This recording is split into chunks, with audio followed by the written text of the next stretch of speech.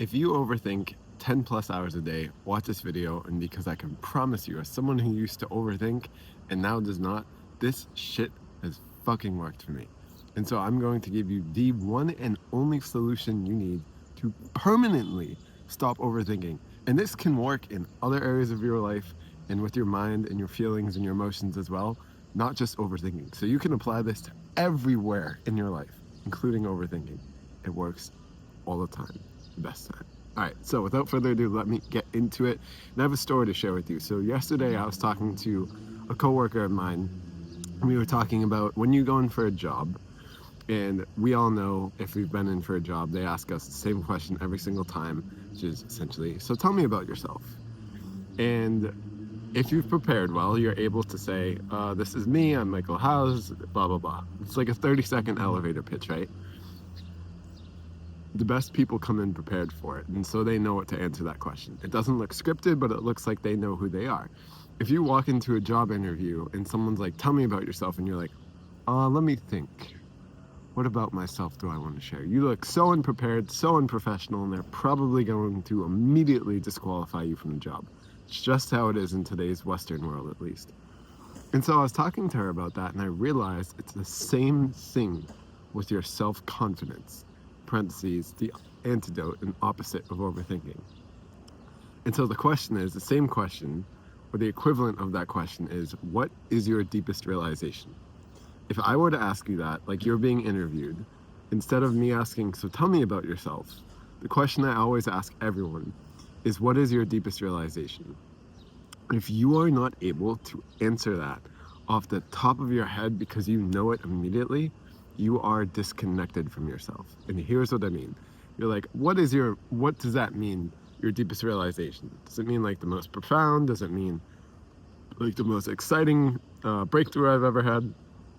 What it means is a moment you had that surpassed all logical understanding, where your body felt, like undeniably felt. So it's like you had such a deep, profound, undeniable experience that you were like, whoa, this is what life is. This is who I am. And so for me, that moment, that deepest realization I had was I was on a bridge basically going from Boston University to Harvard University, and I experienced complete oneness. Everything turned white. I knew and I felt I was invincible, and I didn't care. There was no me, there was no you, there was no thing. It was complete oneness. That was my moment of deepest realization, okay? And of course, I'm able to answer this off the top of my head. And the intention with this video is for you to be able to feel and to remember what that moment, what your deepest realization was, okay? So that's part one. Part two is you need to actually apply this. And so what it looks like is, if you've ever seen the show Avatar: The Last Airbender, and you know Toph, she doesn't let shit move her. She's an earthbender. She stays fucking grounded in the earth. Her feet are not moving unless she wants them to. So just like this tree, or these trees, the wind may push them, but they're not moving a fucking inch. They may sway, but they are staying fucking planted exactly where they are. You need to hold true to your deepest realization.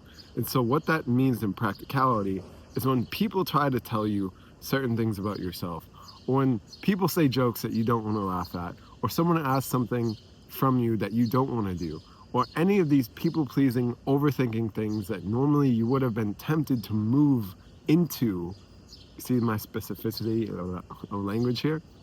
Any of those people-pleasing, overthinking tendencies, let me get lost in the mind for 5 hours thinking about something that's probably not going to happen. Let me get lost in 2 hours of social anxiety because I'm dreading going out tonight because of one person's opinion of me. No. You're not moving there anymore. You are holding true. You are fucking grounding yourself, reminding yourself until that overthinking is fucking gone about your deepest realization.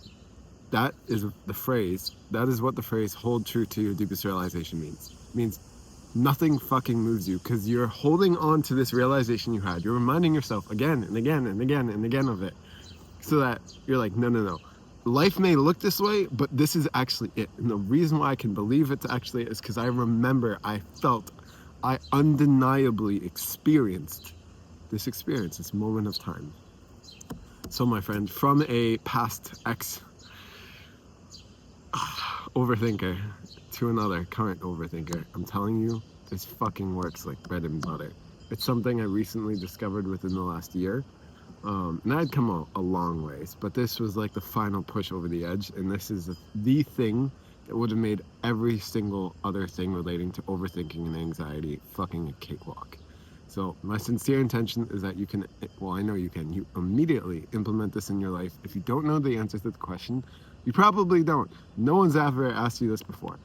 Take a minute, or however long you need, figure it out, realize that this answer is going to destroy your overthinking so long as you hold true to it. All right? All right, cool.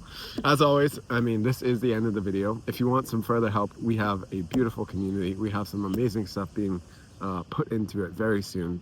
So I'd love to see you there. The link for it is in the description. As always, I love you. I appreciate you.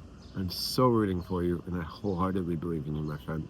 Have an amazing, amazing, amazing rest of your day. Continue to be unexpected. Seize the fucking day. Peace.